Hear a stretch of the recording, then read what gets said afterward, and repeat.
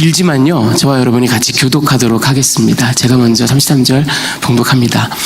또 옛사람에게 말한 바 헛된 맹세를 하지 말고 내 맹세한 것을 주께 지키라 하였다는 것을 너희가 들었으나 나는 너희에게 이르노니 도무지 맹세하지 말지니 하늘로도 하지 말라 이는 하나님의 보좌이며 땅으로도 하지 말라 이는 하나님의 발등상이며 예루살렘으로도 하지 말라 이는 큰 임금의 성이며 내 머리로도 하지 말라 이는 내가 한 터럭도 희고 검게 할 수 없음이라. 오직 너희 말은 옳다 옳다 아니라 아니라 하라. 이에서 지나는 것은 악으로부터 나느니라.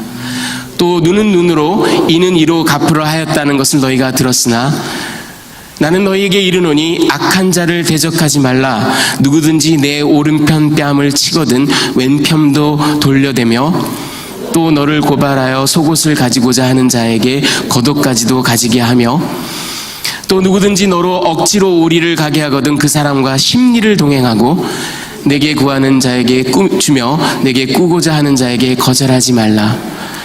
또 내 이웃을 사랑하고 내 원수를 미워하라 하였다는 것을 너희가 들었으나 나는 너에게 이르노니 너희 원수를 사랑하며 너희를 박해하는 자를 위하여 기도하라. 이같이 한즉 하늘에 계신 너희 아버지의 아들이 되리니 이는 하나님이 그 해를 악인과 선인에게 비추시며 비를 의로운 자와 불의한 자에게 내려주심이라. 너희가 너희를 사랑하는 자를 사랑하면 무슨 상이 있으리요 세리도 이같이 아니하느냐. 또 너희가 너희 형제에게만 무난하면 남보다 더하는 것이 무엇이냐. 이방인들도 이같이 아니하느냐. 다같이 그러므로 하늘에 계신 너희 아버지의 온전하심 같이 너희도 온전하라. 아멘. 네, 자리에 앉아주시기 바랍니다. 자, 예수님이 완성하신 율법 네 번째, 다섯 번째, 여섯 번째 오늘 묶어서 이 공통된 띠임이 있더라고요. 바로 관계. 그래서 관계의 미학 이런 제목으로 말씀을 나누도록 하겠습니다. 네. 오늘 눈에는 눈, 이에는 이 말씀을 좋아하시는 분이 계신가요 혹시? 눈에는 눈, 이에는 이.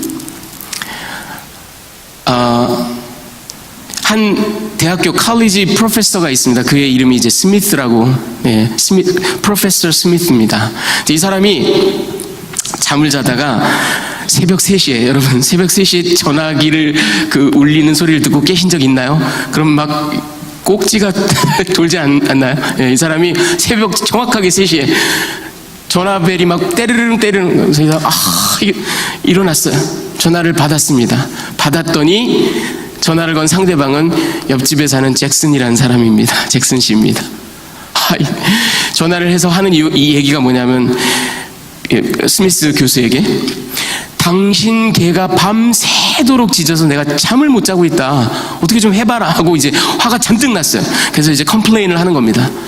또 이 사회적 지위가 있는 이 스미스 교수가 점잖게 죄송합니다. 제가 알아서 처리하도록 하겠습니다. 미안합니다. 전화 주셔서 고맙습니다. 이렇게 점잖게 끊었습니다. 이 사람이 아주 대단한 사람이에요.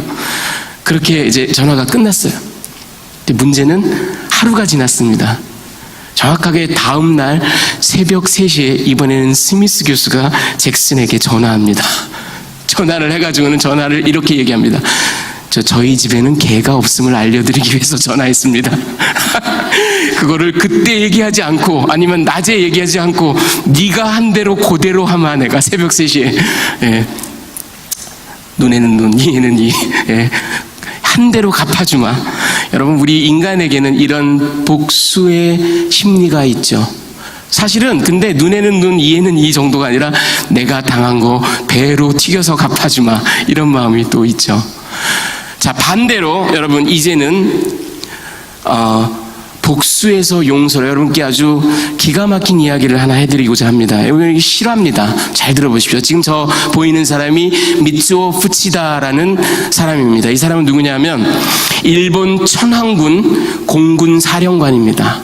여러분 이 사람이 왜 유명하고 역사적으로 의미가 있냐면요, 미국 역사에 있어서 정말 잊지 못할 날, 프랭클린 델라노 루즈벨트 대통령이 Day of Infamy, 치욕스러운 날이라고 말했던 1941년 12월 7일 진주만 폭격 사건, 일본 비행 편대가 와서 진주망을 급시에 파괴해버린, 그래서 2차 대전으로 미국이 참전을 하게 만들었던 바로 그 사건, 우리가 잘 알고 있는 진주만 폭격 사건에 870대의 비행기를, 그 편대를 이끌고 하와이 그 진주만을 폭격한 사령관입니다. 저 사람이 바로. 네. 자, 그런 일이 있고 난 다음에 미국인들이 이제 분노에 떨어져 자기네 영토가 침입을 당했으니까. 그래서 전쟁에 뛰어들죠. 그런데 단순히 전쟁에 뛰어든 정도로 끝나는 게 아니라 우리가 당한 것만큼 해주겠다. 그래가지고 여러분들이 잘 알고 있는 그 Doolittle Raid라는 게 있었어요. 그 다음 해에 일본 본토를 공격합니다. 예. 그 공격대에 참여한 사람이 바로 이 사람입니다. 제이콥 드쉐이저라는 특무상사입니다. 예. 이 사람이요, 자기 영토를 공격받았으니까 얼마나 분노에 떨었겠어요. 내가 이 일본을 혼을 내주리라. 그리고 이제 이 미국 공군 비행편대에 이제 참여해서 훈련받고 계획 짜고 작전 짜고, 그래서 결국 다음 해 1942년 4월 18일 날 B-25 폭격기를 이끌고 일본으로 향합니다. 그래서 나고야시를 초토화시킵니다. 이제 그러고 난 다음에 근데 문제는 귀환을 못해요. 예, 연료가 다 떨어지고 그 다음에 가장 안개가 가득 차서 이 사람이 비행기를 결국은 포기를 할 수밖에 없습니다. 그래서 탈출을 하게 되죠. 자, 그랬더니 POW, 전쟁 포로가 됐습니다. 생각해보세요. 일본 사람들이 자기네가 진주만 공격한 건 생각도 안 하고 자기네 도시를 초토화시켰으니 이 사로잡은 포로를 뭐 인간적으로 대했겠습니까? 뭐 패고 고문하고 죽이겠다고 협박하고 음식 안 주고 막 피투성이가 되도록 주워 패고 감옥에 집어넣고 내일이면 널 죽여, 내일이면 너 죽여 막 이러고, 병 걸려서 막 설사하고 난리가 났는데도 전혀 돌보지 않고 정말 짐승보다도 못한 취급을 받으면서 이 사람이 전쟁 포로로 지냅니다. 얼마나 바들바들 떨고 분노와 적개심으로 가득 찼게, 아니 미국 영토를 공격한 것만으로도 화가 나는데 참을 수 없는데 이제는 저 사람이 완전히 도끼에 가득 차서 전쟁포로 시간을 보냅니다. 그런데 그의 자서전에 의하면 1944년 5월입니다. 1944년 5월에 간수가 뭐 이제 곧 죽을 몸인데 이거나 보고 있어 하면서 성경책을 하나 줍니다. 이 사람이 생각해보세요. 여러분, 믿지 않던 사람이라도 2년 동안 매일같이 두드려 맞고 고문당하고 하다가 성경책 하나를 유일하게 받았습니다. 그걸 막 꼭 부여안고요, 미친 듯이 읽기 시작합니다. 밤을 새고 밥도 안 먹고 계속 읽습니다. 몇 번이고 읽어요. 그러다가 로마서 10장 9절 말씀에 내가 만일 내 입으로 예수를 주로 시인하며 또 하나님께서 그를 죽은 자 가운데서 살리신 것을 내 마음에 믿으면 구원을 받으리라, 이 말씀에 그가 확 자빠집니다. 그리고 그 즉시로 눈물로 통회하며 회개하며 예수님을 개인의 구세주로 영접합니다. 그런데 이제 문제는 예수님을 영접하고 예수님의 말씀을 가슴에 새기는데, 저 오늘 우리가 읽은 마태복음 5장 44절 말씀이 그의 가슴을 칩니다. 나는 너에게 이르노니 너희 원수를 사랑하며 너희를 박해하는 자를 위하여 기도하라.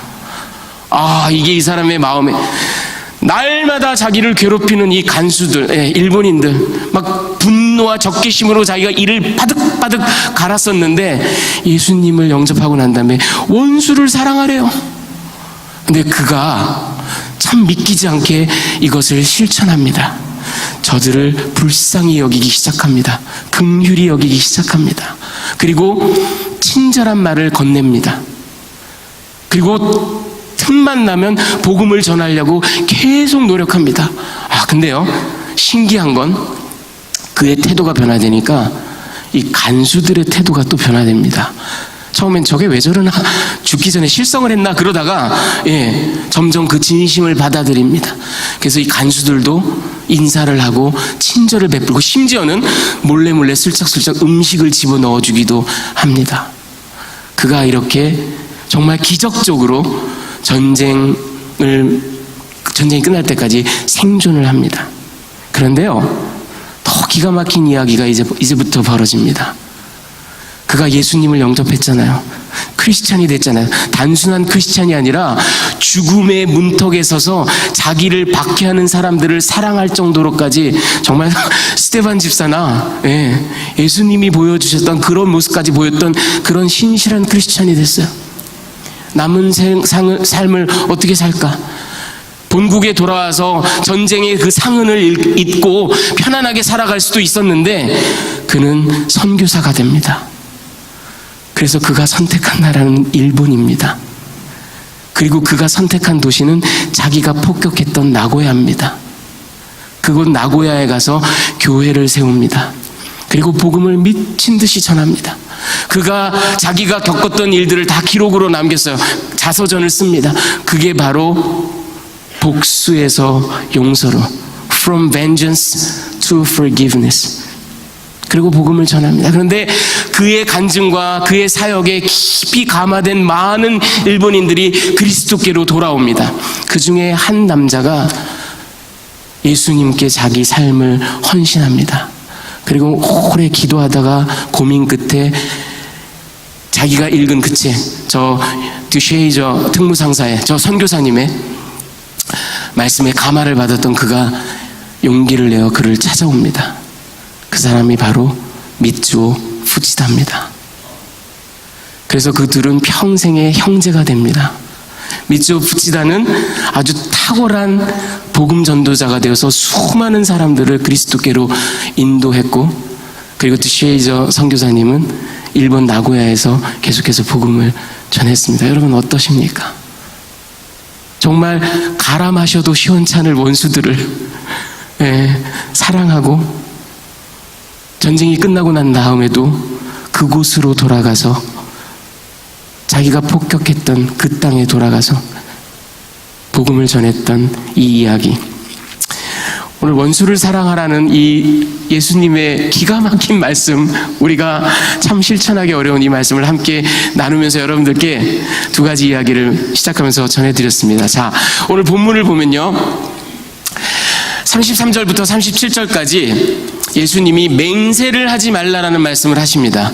이게 모두 6가지의 그 대조가 나온다 그랬죠. 그 중에 4번째입니다. 너희가 그 맹세를, 헛된 맹세를 하지 말고 맹세한 것을 지켜라, 이런 이야기를 율법에서 들었는데, 나는 오늘 말하거니와 도무지 맹세를 하지 말아라, 이런 말씀을 하십니다. 레위기 19장이나 민수기 30장, 신명기 5장 11절 이런 말씀에 나오는 이 구약의 말씀은 어떤 거냐면 헛된 맹세를 하지 말아라예요. 그리고 하나님 앞에 맹세를 했다면 반드시 지켜라, 하나님을 honor해라, 그런 말입니다.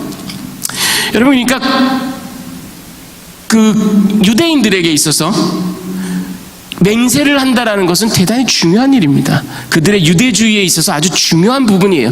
그리고 하나도 잘못된 게 아닙니다. 그런데 왜 예수님은 도무지 맹세를 하지 말라고 하셨을까? 여러분, 심지어는 우리 예수님도 마태복음 26장 63절 64절에 보면요, 그 공회에서 재판받으실 때 맹세 가운데 증언을 하신 적이 있습니다. 그리고 우리 사도 바울도 갈라디아인들에게 편지하면서 본인이 지금 하고 있는 말이 참되고 참된 복음의 소식이라는 걸 얘기하면서 하나님 앞에 맹세하며 얘기하는데 이것이 진리다라고 얘기한 적이 있어요. 예수님도 사도 바울도. 그러니까 맹세 자체가 잘못된 게 절대 아닙니다. 그런데 왜 예수님께서 도무지 맹세를 하지 말아라 이렇게 하셨을까? 그 이유는 그겁니다. 여러분, 여태까지 우리가 쭉 살펴본 바와 똑같아요. 구약의 율법 자체가 잘못된 게 아닙니다. 그 율법의 정신을 살짝 교묘하게 뒤틀고 비틀어버린 유대인들의 죄성을 지적하시는 겁니다.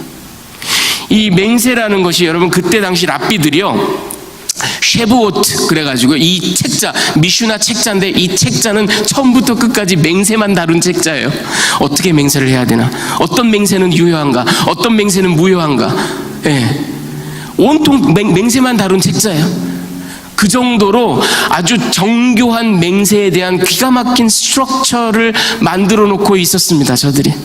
근데 그게 뭐냐 하면, 하나님이란 그 이름을 거명했을 때는 반드시 맹세, 안 그러면 하나님의 저주를 받는다 이거죠.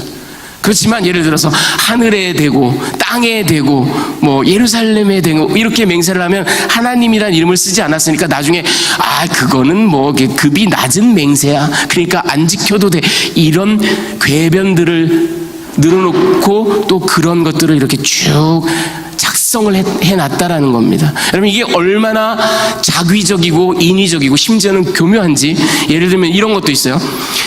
By Jerusalem, 예루살렘에 근거해서 By Jerusalem 하는 거는 나중에 안 지켜도 돼요. 근데 Toward Jerusalem 하면 반드시 지켜야 돼요. 그러니까 이렇게 아주 세부적으로 별의별 그 근거들을 다 대가면서 요런 맹세는 지켜야 돼, 요런 맹세는 안 지켜도 그냥 좀 넘어갈 수 있어, 이런 체계들을 막 만들어 놓고, 여러분 이거의 근거가, 그 마음속에 있는 동기가 뭐라고 생각하세요? 상대방에게 맹세를 하는데 바이 제루살렘 하고 맹세를, 상대방은 예루살렘을 두고 맹세했으니까 반드시 지킬 거야 이러고 넘어간단 말이야. 근데 나중에 가가지고 무슨 소리야, 여기 쉐부어트에 있잖아, 이건 안 지켜도 좀 봐주신다고 했어, 이렇게 말하자면 교묘하게 피해 나간다라는 겁니다. 나중에 면피를 한다 이거죠. 예수님께서 너희들이 참된 말을 하고 하나님께 서원하고 서약한 것을 반드시 지키라는 그 율법의 본래 정신은 어기고 온갖 궤변과 미사여구와 각종 근거들을 막 대가면서 이건 지켜도 돼, 이건 안 지켜도 돼, 이건 지켜도 돼 하는 것들이, 그 작태를 보시고 그럴 바에는 도무지 맹세를 하지 말아라. 그저 yes 아니면 no 하고 대답해라, 이렇게 말씀하시는 겁니다. 자, 두 번째는 38절부터 42절까지는 이제 다섯 번째 대조인데요, 복수의 사슬을 끊으라라는 그런 이야기가 나옵니다. 여러분, 여기 보면 눈은 눈으로 이는 이로 갚으라 하였다라는 것을 너희가 율법에서 들었다 이거야. 그런데 예수님께서 말씀하시기를 악한 자를 대적하지 말고 누구든지 내 오른뺨을 치거든 왼뺨을 돌려대고. 자, 이게 무슨 이야기일까? 여러분, 출애굽기 21장이라든가 레위기 24장 이런 구약의 구절들을 보면요, 눈에는 눈, 이에는 이, 손에는 손, 발에는 발, 이 구절이 있습니다. 이게 무시무시한, 누가 내 팔을 끊어가면 그의 팔을 끊는 겁니다. 누가 내 눈을 뽑아가면 그의 눈을 뽑는 겁니다. 이게 바로 보복법이라는 겁니다. 렉스 탈리오니스라는 겁니다. 여러분, 이 보복법이라는 것은 모세 율법에만 나온 얘기가 아니라 그보다 훨씬 전에, 여러분 이 학교 다니실 때 세계사 시간에 함무라비 법전이라고 들어보셨나요? 주전 무려 1750년 전에 바벨론의 왕 함무라비가 이 법전을 만듭니다. 이거 보세요. 지금 여러분들이 보시는 게 그 법전 내용인데요, 저게 저런 글자를 쐐기 모양으로 됐다 그래서 설형 문자라고 합니다. 이 설형 문자로요, 무려 282개 되는 조항을 쫙 적어놨어요. 근데 거기에 보면 이게 지금 박물관에 보관되어 있는 그 함무라비 법전, 이 돌에다가 새겨놓은 겁니다. 돌에다가 이렇게 새겨놨어요. 그리고 저 맨 위에 그 조각이 있는데 그것을 확대한 게 여러분 보시는 오른편 그림인데요, 저 조각에 보면 두 사람이 보이죠? 하나는 서 있죠. 저 왼편에 서 있는 사람이 바로 함무라비 왕입니다. 그 오른편에, 아니 누가 감히 왕 앞에 앉아있나? 저 앉아있는 사람은 사람이 아니고 저들이 섬겼던 태양신 샤마슈라는 태양신입니다. 그러니까 이 법전을 태양신으로부터 이 법률을 받았다, 이제 이런 거죠. 그래가지고 저 282개나 되는 법조항을 이렇게 쫙 서령 문자로 이렇게 적어놨어요. 저 돌기둥이요, 높이가 무려 2.25m나 돼요. 근데 여러분이 저 함무라비 법전이 바로 렉스 탈리오니스, 저 보복법의 가장 오래된, 누가 네 눈을 빼갔냐? 눈을 빼라. 손을 잘라갔냐? 손을 잘라라. 목숨을 친척의 목숨을 가져갔냐? 그의 목숨을 가져와라. 이게 바로 보복법, 렉스 탈리오니스. 여러분, 우리가 듣기에는요 이게 어마무세라 그쵸? 아니 저런 잔인한. 근데 사실은 저 보복법이라는 건 그 당시 인류에게 있어서는 엄청난 진전이었습니다. 대단한 그 발전을 이룬 겁니다. 왜 그러냐면 생각해 보세요. 누가 내 눈을 빼갔다 그럼 사람들 와 몰고 가가지고 그의 목숨을 요절을 냅니다. 그게 인간의 기본 심리예요. 누가 내 팔을 부러뜨렸다 그럼 사람들 우르르 몰고 내려가서 몸에 그냥 대여섯 군데를 와장창 다 부셔버립니다. 그게 인간이 기본적으로 하는 보복 행위예요. 그런데 눈을 빼갔으면 오로지 눈만, 손을 부러뜨렸으면 오로지 손만 부러뜨려라. 그 이상은 절대로 하지 말아라가 바로 이 렉스 탈리오니스, 보복법입니다. 저게 모세 율법에도 여전히 나와요. 왜? 사람들이 그렇게 과도하게 복수를 하는 경향이 있기 때문에 그 이상 하지 못하도록 금지를 한 겁니다. 말하자면. 그러다 보니까 율법의 원래 정신은 그건데 예수님 당시에 유대인들은 그걸 어떻게 또 법의 정신을 왜곡시켰냐면 율법의 렉스 탈리오니스, 보복법이 나와 있으니까 내가 가서 직접 보복하마. 저 보복을 할 수 있는 건 여러분 정부라든지 경찰이라든지 법정이라든지 그런 공공기관을 통하여 제3자를 통하여 증인들을 통하여 정확하게 거기에 해당되는 처벌을 하는 그런 법률인데 그거를 근거로 자기가 우르르 몰고 가서 개인적인 보복을 하는 그런 일들이 비일비재했던 거죠. 그런데 예수님께서 이것을 지적하시면서 결국은 사회에 있는 모든 악, 폭력, 범죄 이것들을 보면 계속되는 악의 순환이 있다라는 겁니다. 네가 나한테 잘못했어? 내가 너한테 똑같이 갚아주지. 똑같이 안 갚아주고 너는 왜 조금 더 얹어서 갚아? 하고 또 보복하고 또 보복하고 이렇게 계속 악순환이 되는 거예요. 주님께서 여기서 지금 오른뺨을 치면 왼뺨을 돌려대라 이렇게 여러 가지 이유를 근거들을 일러스트레이션을 주시면서 너희가 이 악순환의 고리를 끊어라 이런 말씀을 하시는 거예요. 그걸 끊기 위해서는 쉽지 않아요. 뺨 맞았으면 나도 뺨을 치고 싶은 게 사람의 기본 심사입니다. 그런데 그걸 참으면 그로부터 악순환이 끊겨질 수 있다라는 겁니다. 여러분, 예수님께서 여기서 보여주신 그 네 가지 일러스트레이션이 이건 어디까지나 예예요. 예인데 예를 들어서 누가 너의 오른뺨을 때리거든. 여러분 생각해 보세요. 오른뺨을 맞으려면요 고대 이스라엘 사람들은 웬만하면 다 오른손잡이입니다.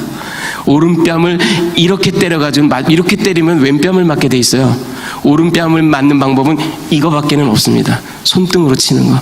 유대인들에게는 이렇게 손바닥으로 맞는 것보다 손등으로 맞는 게 훨씬 더 모욕적입니다. 그런데 그렇게 맞았을 때 왼뺨을 돌려대라. 악순환을 끊기 위해서 네가 참아라. 그 고리를 끊어라. 누가 너의 속옷을 갖고자 하면 여러분 이 속옷 튜닉이라는 거 이게 지금 그냥 단순한 강도나 분리가 아니에요. 소송을 통해서 너의 속옷을 가져가려고 하면 속옷만이 아니라 겉옷 클록을 줘라. 여러분 이 유대인들에게 겉옷은 대단히 중요한 권리입니다. 출애굽기 22장 26절이나 신명기 24장 13절에 보면요 어떤 얘기가 나와 있냐면 어떤 사람이 자기 겉옷을 저당 잡혀서 저당물로 잡고 돈을 꿨다 할지라도 그것을 못 갚았을지라도 해가 떨어지기 전에 그 겉옷을 돌려줘라 그런 얘기가 있습니다. 왜냐하면 이 유대인들에게 겉옷은 특히 가난한 자에게는 자기가 갖고 있는 유일한 재산입니다. 그리고 그 추운 유대 땅에서 밤이 되면 추운데 유대 땅에서 이 겉옷이 없으면 자다가 죽을 수도 있어요. 그러니까 이 겉옷이라는 건 그만큼 인간에게 있어서 절대 양도할 수 없는 아주 중요한 재산 목록 1호예요. 그런데 지금 예수님이 뭐라고 하세요? 누가 네 속옷을 갖고자 하면 겉옷마저 내줘라. 한 걸음 더 나가라 이거야. 누가 너로 오리를 가게 하거든. 여러분, 이건 또 무슨 얘기냐면 로마인들이 썼던 그 군사 징발 제도입니다. 앙가레 우오라는 게 있는데요. 그게 뭐냐면 로마 군대는 그 식민지의 백성 아무나 딱 붙잡고 오리, 그러니까 이게 로만 마일이에요. 로마 사람들의 1마일입니다. 이게 약 1500m 정도 됩니다. 그 로마 1마일을 군사적인 짐이라든가 뭐 무기라든가 식량이라든가 이런 걸 들고 무조건 가게 할 수가 있습니다. 그런 징발 권한이 있습니다. 무조건 들어야 돼요. 누가 너로 오리를 가게 하면 내가 더 지어주마 하고 심리를 가라라는 얘기예요. 그리고 누가 너에게 꾸려 하면 이자 받을 생각하지 말고 아니면 상환 받을 거 생각하지 말고 거저 줘라. 이 모든 예화가 결국 아까 제가 말씀드린 그거를 얘기합니다. 받은 만큼 내가 돌려주겠다. 뺨을 쳤어? 나도 뺨을 칠래. 이렇게 하다가는 이 악순환의 고리는 절대로 깨어지지 않습니다. 이 보복이 보복을 부르는 이 사슬의 체인 리액션은 끊어지지 않아요. 그걸 누군가는 끊어야 합니다. 근데 그 끊고자 하는 사람은 이렇게 엑스트라 마일을 가야만 합니다. 더 참아야 돼요. 견뎌야만 됩니다. 우리 주님께서는 그 보복의 사슬을 끊으라고 지금 말씀하고 계시는 겁니다. 자, 43절부터 47절까지는 원수를 사랑하라는 이야기가 이제 6번째 대조인데, 내 이웃을 사랑하고 내 원수를 미워하라 하는 것을 너희가 들었는데 나는 오늘 너에게 말한다. 원수를 사랑하고 너희를 박해하는 자를 위해서 기도해라. 여러분, 그런데 레위기 19장이라든가 뭐 이렇게 구약의 말씀들을 찾아보면 내 이웃을 내 몸같이 사랑해라 이런 말은 쉽게 우리가 찾아요. 하지만 원수를 미워하라라는 말은 사실은 구약 성경 어디에도 나오지 않습니다. 근데 왜 예수님께서 이렇게 말씀하셨냐면요, 이게 바로 1세기 당시 팔레스타인의 그 유대인들이 갖고 있었던 그 주리즘, 유대주의의 기본적인 생각의 방향이었습니다. 왜냐하면 구약 성경을 찾아보면 원수를 미워해라라는 자구는 나오지 않지만 하나님은 악을 미워하신다. 하나님은 악인을 징벌하신다. 하나님은 악을 사유하지 않으신다. 이런 말씀은 계속해서 나와요. 그러니까 악한 자들은 하나님의 원수다라고 봅니다. 그래서 하나님께서 미워하시는 악을, 그리고 악인을 우리도 미워한다. 이렇게 자연스럽게 그들이 논리를 전개시킵니다. 1세기 유대인들이요. 그래서 이웃은 뭐냐? 정통 유대인이에요. 예, 율법을 잘 지키는 정통 유대인은 사랑하고, 하나님의 원수가 누구예요? 이방인이에요. 하나님의 원수가 누구예요? 세리, 창녀, sinners, 이런 사람들. 그러니까 저들은 미워해라. 이렇게 율법의 정신을 그들이 말하자면 해석하고 있었던 겁니다. 그런데 우리 주님께서 내 원수를 사랑해라. 그리고 너를 박해하는 자들을 위해서 기도해라. 이런 말씀을 하십니다.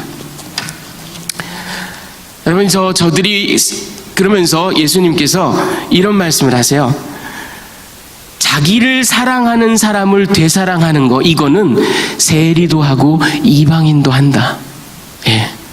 여러분, 유대인들에게 세리와 이방인 지금 말씀드린 것처럼 하나님의 원수로 봅니다. 이방인들을. 그리고 개망치도 못하게 취급을 해요. 이방인들.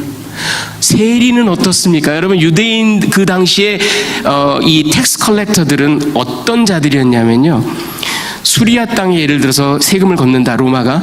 그러면은 자기네 관리들을 파견해서 세금을 걷는 게 아니에요.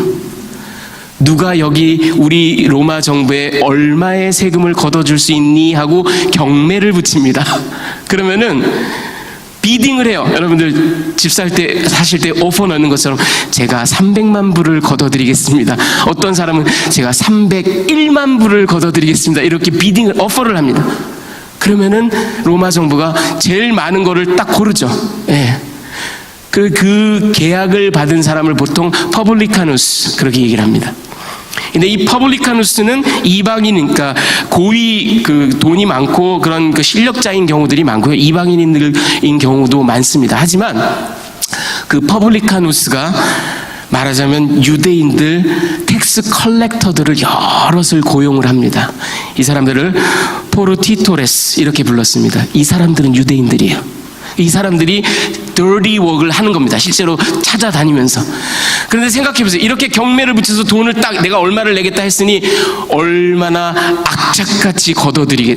더군다나 자기와 자기 하수인들에게 월급을 주려면 그 돈보다 더 많이 걷어야 되겠죠. 악착같이 받아들입니다. 그래서 로마 정부에 내기로 한 돈을 주고 나머지는 자기가 갖는 겁니다. 그러니까 뭐 엄청나게 받아들이는 거야. 자, 그러니 유대인들에게 있어서 이 포르티토레스, 이 텍스 컬렉터들은 민족을 배반했죠. 푸블리카누스라는 그런 이방인들과 같이 동업을 하죠. 로마에 부역하죠. 그러니까 이건 도저히 상종을 할 수가 없는 인간들이에요. 근데 그런 세리들도 자기를 사랑하는 사람을 되사랑하는 건 한다 이거예요. 여러분, 이 유대인들이 얼마나 세리를 경멸 했냐면 그 랍비 전통, 미시나 전통에 의하면 그 세리가 집안에 딱 들어오면요 집안 전체가 불결해집니다. 그 집안 전체를 다 정화해야 돼요. 세리는 창녀와 이방인과 죄인, 심지어는 미시나 전통에 의하면 살인자, 강도와 같은 반열에 있습니다. 그 정도로 경멸해요. 너희가 그토록 경멸하는, 인간으로 취급도 안 하는 세리도 자기를 사랑하는 사람을 되사랑하는 건 한다. 너희가 하나님의 아들이라 일컬음을 받기를 원한다면, 여기서 말하는 하나님의 아들은 예수님 독생하신 아들, 그런 아들이 아니에요. 하나님의 성품을 닮은 자, 그런 말입니다. 예. 하나님의 아들이라 일컬음을 받기를 원한다면 평범함을 넘어서라. 남들과 똑같아서는 안 된다. 여러분, 레위기 10장 10절에 보면요, 그리하여 너희가 거룩하고 속된 것을 분별하며 부정하고 정한 것을 이 재래적인 것을 얘기하면서 저런 말씀이 나오는데, 전 이걸 예전에 묵상하다가 깜짝 놀랐어요. 여러분, 거룩하고 속된 것, 홀리한 것, 거룩한 것의 반대가 뭘까요? 더러운 거, 불결한 거, 저열한 거, 음란한 거, 사악한 거. 여러분, NIV 성경에 보면 You must distinguish between the holy and the common. 여러분, 거룩의 반대는 평범입니다. 거룩의 반대는 남들과 그저 똑같은 겁니다. 저기 원어를 NIV는 저렇게 번역을 했어요. 근데 굉장히 make sense한 번역입니다. 예수님이 지금 세리도 이같이 하지 않니? 이방인들도 이렇게 하지 않니? 여러분, 자기 식구 챙기는 건 조폭도 합니다. 조폭도 이렇게 하지 않니? 너희는 평범을 넘어서야 되지 않겠니? 그러면서 이제 마지막에 48점, 우리의 가슴을 꽝 치는, 정말 우리로 하여금 뜨악하게 만드는 말씀을, 하늘에 계신 너희 하나님 아버지가 온전하신 것처럼, 완전하신 것처럼 너희도 완전해라. Be perfect. 이 perfect라는 말은 아람어 타밈이에요. 이 타밈이란 말은 여러분, 사실은 출애굽기 12장 5절에 보면 그 하나님께 드리는 제물, sacrificial animal, 그게 흠도 없고 티도 없고 절름발이도 아니고 깨끗하고 완전한 거, 그걸 얘기할 때 타밈이라고 얘기를 해요. 또는 창세기 6장 9절에 보면 하나님을 향한 아주 전적인 commitment, 이런 거를 타밈이라고 얘기를 합니다. 여기 마태는 텔레이오스라는 헬라어를 씁니다. 이 헬라어는 타밈을 번역한 말이죠. 그래서 그런 완전함, 흠이 없다, 그런 뜻도 있지만 거기다가 한 가지 뜻이 더 추가됩니다. 헬라어에는. 그게 뭐냐 하면 성장, 성숙, 자라남, 이런 의미가 있습니다. 여러분, 완전은 우리를 굉장히 힘들게 내가 어떻게 완전하지? 사실은 근데 그렇지 않아요. 여러분, 에베소서 4장 13절에 우리가 다 하나님의 아들을 믿는 것과 아는 일에 하나가 되어 온전한 사람을 이루어 그리스도의 장성한 분량이 충만한 데까지 이르리니. 그리스도의 장성한 분량까지 우리가 자라나가는 것, 이게 완전이에요. 자, 오늘 함께 나눈 이 말씀을 가지고 제가 여러분들께 메시지를 두 가지만 전해드리도록 하겠습니다. 하나는 제가 이거 관계의 미학이라고 말씀드렸죠. 이 네 번째, 다섯 번째, 여섯 번째를 이렇게 가만히 묵상을 해보면 우리의 관계에 대한 겁니다. 여러분 잘 보세요. 맹세를 막 이렇게 해가지고 막 여러 가지 스트럭처를 만들어서 맹세 내가 하고 뭐 이런 게 결국은 뭐냐면 그 의도에 뭐가 들어있습니까? 자신의 입지, 자신의 주장을 관철시키기 원하는 겁니다. 상대방보다 더 우위를 차지하고 싶은 겁니다. 이런 여러 가지 그 맹세의 조항들을 이용해서 상대방을 끌어들이기 위한 거예요. 결국은 그 관계를 바꾸고 변질시키는 겁니다. 예수님이 말씀하신 이 보복이라는 것도 가만히 생각해 보면 사람과 사람 관계에 있어서 내가 절대로 손해보지 않겠다라는 거예요. 받은 만큼 돌려주겠다. 아니, 오히려 우위를 점하겠다.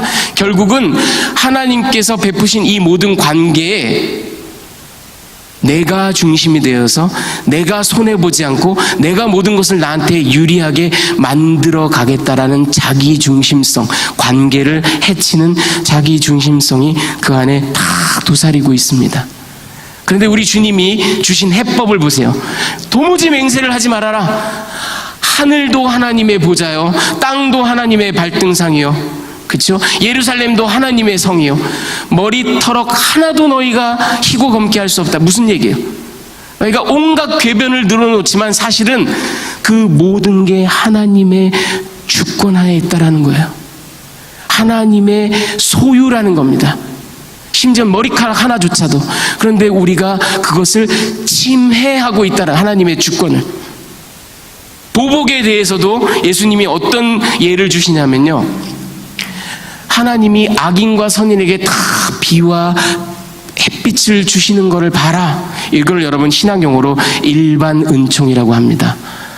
비가 내리고 해가 떠오르고 하는 거는 악한 사람이나 선한 사람이나 선택받은 사람이나 선택받지 못한 사람이나 다 누리는 하나님의 일반 은총이에요. 너희가 이 하나님의 일반 은총을 봐라 이거야. 결국은 하나님께서 심판하실 일이고 그 때가 언제일지, 방법이 어떤 모양일지 하나님이 주권자신데 너희가 어찌하여 그 하나님의 주권에 감히 도전장을 내느냐, 이런 말입니다. 그러니까 이 모든 네 번째에서부터 여섯 번째 하나의 핵심적인 띠은 우리의 관계를 얘기하고 있고요.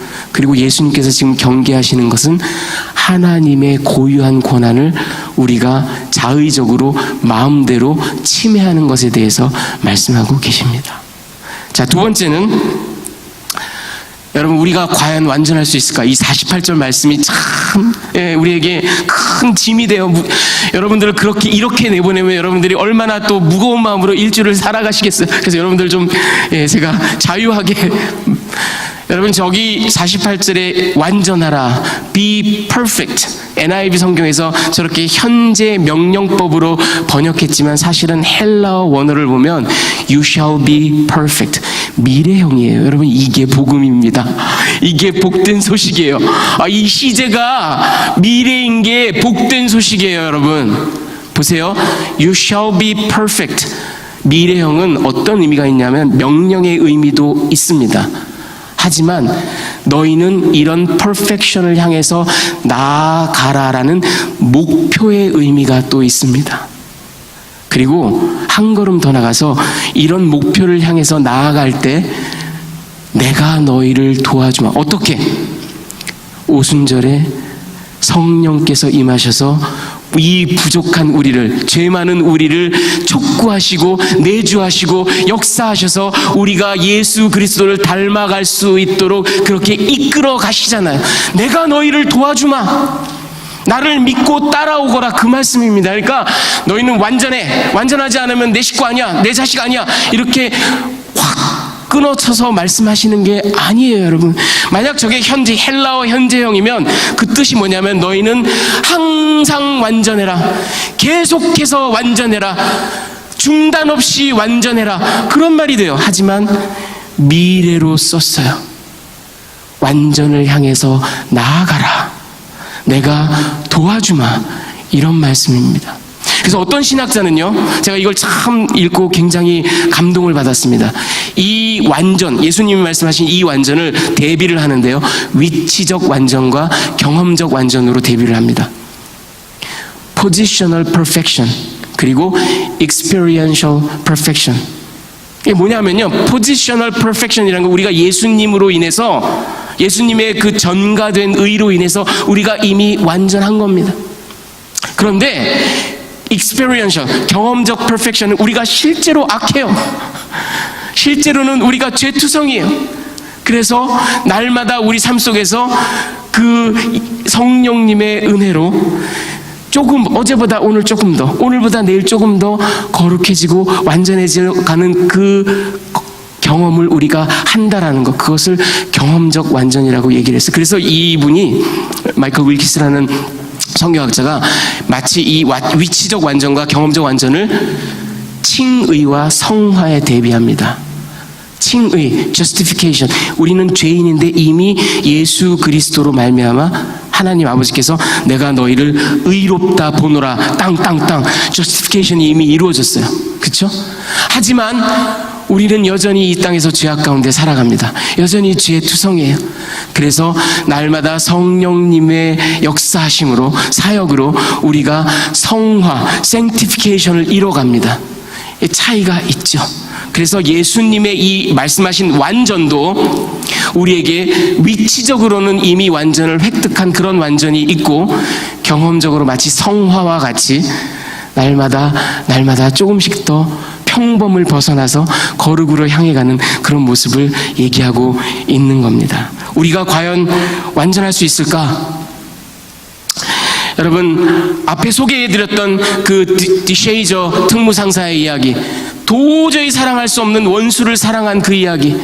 그러나 우리가 사실 살아가다 보면 그런 사랑을, 그런 용서를 나타내기 힘듭니다. 솔직히 인정하면. 네. 나를 괴롭히는 사람들, 나를 공격하는 사람을 사랑한다라는 거 쉽지 않습니다. 로버슨 맥퀄킨이라는 침례교 선교사고요. 그리고 사우스캐롤라이나의 컬럼비아 바이블 컬리지에 22년간이나 총장을 지냈던 아주 탁월한 그런 기독교 지도자가 있습니다. 이 사람이 1990년에 은퇴를 8년 앞두고 조기 은퇴를 합니다. 그 이유가 뭐냐면 자기 아내 뮤리엘이 알츠하이머에 걸렸어요. 그래서 아내를 돌보기 위해서 은퇴를 일찍 합니다. 그리고 정말 희생적인 사랑으로 아내를 돌보다가 2016년, 얼마 전이죠. 2016년에 소천하셨습니다. 88세를 일기로. 이분이 용서에 대한 책을 썼어요. 그런데 그 책에 보면 이런 이야기가 나와 있어요. 여러분 잘 들어보십시오. 하나님의 사랑은 무한하며 모두에게 열려있다. 우리의 사랑도 그러해야만 한다. 그러나 하나님의 용서는 오직 회개하는 자들에게만 제한되어 있다. 많은 하나님의 백성들이 하나님조차 하시지 않은 일, 다시 말하면 모든 일에 대하여 모든 사람을 다 용서하는 것, 하나님조차도 하시지 않은 일을 해야 한다는 중압감으로 인해서 혼란과 죄책에 빠져 있다. 용서에는 두 가지 의미가 있다. 죄를 사하여 주는 것과 분노를 버리는 것. 죄를 사하여 준다는 의미에서는 하나님은 소수의 사람들, 다시 말하면 회개하는 자들입니다. 소수의 사람들을 용서하셨고 인류의 대다수는 용서하시지 않았습니다. 그러나 분노를 버린다는 의미의 용서에서는 하나님은 모든 인간을 용서하셨다. 그는 결코 비통함이나 악한 감정을 품고 계시지 않는다. 이런 얘기를 했습니다. 여러분, 제가 이 말씀을 드리는 이유는 그겁니다. 우리가 드쉐이저 특무상사처럼 그렇게 용서하고 사랑할 수 있으면, 예수님처럼 아버지 저들의 죄를 용서하여 주시옵소서, 저들이 하는 일을 모르고 있습니다, 말할 수 있으면 얼마나 아름답고 귀하겠습니까? 우리는 그렇게 나아가야 돼요. 그렇게 성화를 이루어 가야만 합니다. experiential perfection을 향해서 나아가야만 합니다. 하지만 내가 현재 그러고 있지 못하라는 것 때문에 우리 자신을 정죄하고 구속하고 억압할 이유가 없습니다. 용서는 회개하는 사람에게 주어지는 겁니다. 그런데 회개가 있지 않은데 막 돌아다니면서 난 당신을 용서했어요, 난 당신을 용서했어 하는 것은 사실은 기만이고 위선입니다. 다만 저 말씀을 보십시오. 우리가 죄를 사하여 주는 일은 할 수 없어요. 하지만 내 안에 있는 분노의 감정을 버리는 것, 그것은 할 수 있습니다. 그리고 때가 되면 우리가 기도 가운데 하나님께 간구하다 보면 죄를 사하여 주는 그런 용서까지도 나아갈 수 있다라는 겁니다. 여러분, 우리는 이 긴장 속에서, 텐션 속에서 살아가는 존재들입니다. 포지셔널 퍼펙션을 갖고는 있지만 experiential perfection, 경험적 완전을 이루어 나가는 그런 존재들. 그래서 사실 여러분, 이 땅을 살아가면서 용서를 베푼다라는 거 우리가 가장 하기 힘든 일입니다. 예, 저도 인정합니다. 저도 용서하지 못해서 괴로워하고 힘들어했던 적이 너무나 많은 연약한 존재임을 고백합니다. 그러나 악한 마음, 분노, 치밀어 오르는 막 그 저주의 마음을 버리는 것은 훈련할 수 있고 이룰 수 있습니다. 여러분, 그렇게 기도하고 노력할 때 하나님께서 우리 마음에 진정한 용서를 허락하실 줄 믿습니다.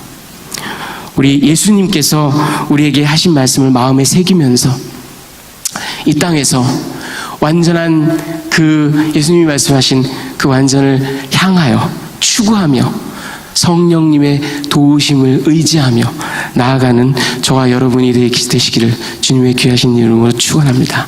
다 같이 기도하시겠습니다.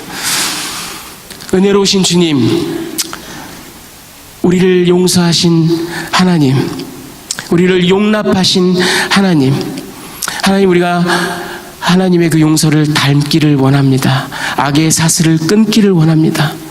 진정한 용서를 이루기 위하여 나아가기를 소원합니다. 무엇보다도 그런 용서를 이루기 위하여 우리 마음에 있는 분노와 상한 감정을 먼저 내어버리게 하시고 주님 앞에 기도하며 참으로 평화로 완전한 용서를 이루어 나갈 수 있도록 우리를 이끌어 주시기를 간절히 기도합니다. 그리하여 하나님께서 허락하신 이 모든 관계를 귀하게 여기고 우리의 말과 행실에 있어서, 관계에 있어서 하나님께서 의도하시고 뜻하신 선하고 아름다운 관계를 이 땅에서도 이루어가는 우리 예담 공동체의 모든 지체들이 될 수 있도록 주여 인도하여 주시옵소서. 주께 감사를 드리며 귀하신 우리 주 예수 그리스도의 이름으로 기도합니다. 아멘.